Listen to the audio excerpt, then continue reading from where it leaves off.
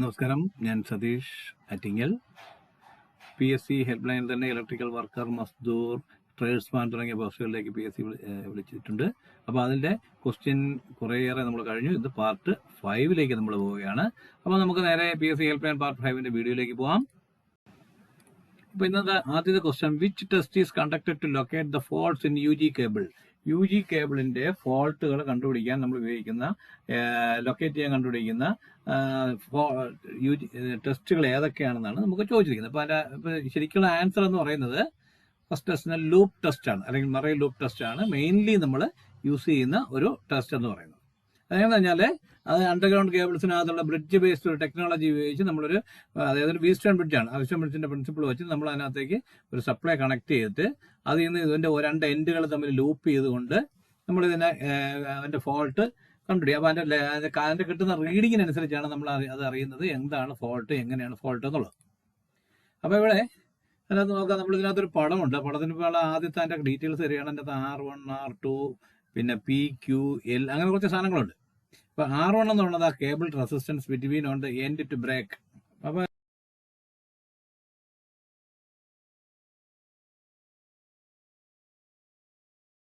ഒന്നുകൂടെ നോക്കാം. ഇപ്പൊ ഇതിനകത്ത് ഇതാണ് നമ്മുടെ മറൈൻ ലൂപ്പ് ടെസ്റ്റ് എന്ന് പറയുന്നത്.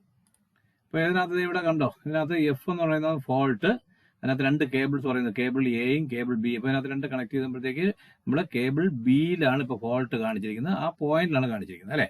അപ്പൊ ഇവിടെ നോക്കി, ഈ R എന്ന് പറയുന്നത് നമ്മൾ നേരത്തെ കാണുന്നത് പോലെ കേബിൾ റെസിസ്റ്റൻസ്. അപ്പൊ റെസിസ്റ്റൻസ് എന്ന് പറയുന്നത് അതിനകത്തുള്ള കേബിളിന്റെ റെസിസ്റ്റൻസ് ആണ്. ഇനി A എന്ന് പറയുന്ന ഏരിയ, കേബിൾ അതിനകത്ത് ഏരിയയാണ്. L എന്ന് പറയുന്നത്, അപ്പൊ ഇതിനകത്തൊരു ഇക്വേഷൻ ഉണ്ട്. ആ ഇക്വേഷനകത്ത് R, L, A എല്ലാം വേണം. അപ്പൊ R1 + R2 = R എന്നാണ്. ടോട്ടൽ റെസിസ്റ്റൻസ് എന്ന് പറയുന്നത് R1 + R2. ഇപ്പൊ ഈ പടത്തിൽ നിങ്ങൾക്ക് കാണാൻ പറ്റുന്ന ഒരു സാധനമുണ്ട്. R എന്ന് പറയുന്നത് R1 + R2 ആണ്. അതായത് രണ്ട് കേബിൾസ്, ഒരേ സൈസിലുള്ള രണ്ട് കേബിൾസിനകത്ത് ഫോൾട്ട് പോകുമ്പോൾ അവനത് ഫോൾട്ട് ഇല്ല എന്നുണ്ടെങ്കിൽ, കേബിൾ ബിയിൽ ഫോൾട്ട് ഇല്ല എന്നുണ്ടെങ്കിൽ, അപ്പം ഫോൾട്ട് ഉണ്ട് എന്നുണ്ടെങ്കിൽ R1ഉം R2 ആയിട്ട് നമുക്ക് രണ്ടായിട്ടായിരിക്കും വാല്യൂ ചെയ്യാൻ പറ്റുക. അപ്പം R1 + R2 = R. അപ്പൊ മുകളിലത്തെ റെസിസ്റ്റൻസ് എന്ന് പറയുന്നത് ഇതിന്റെ R1ഉം R2ന്റെ കൂടെ.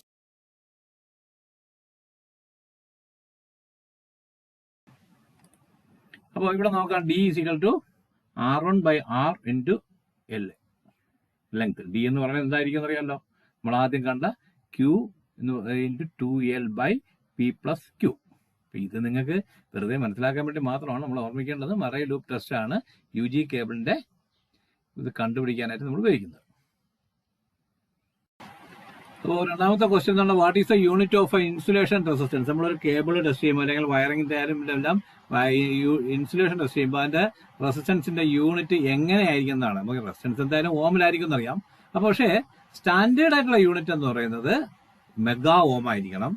അതുപോലെ അതിനകത്ത് നമ്മൾ കാണിക്കുന്ന, നമുക്ക് ഇതിൽ മെഗറിൽ കിട്ടുന്നത് ഇൻഫിനിറ്റി ആണെങ്കിൽ ആ കേബിള് ബ്രേക്കോ ഓപ്പണോ ആയിരിക്കും.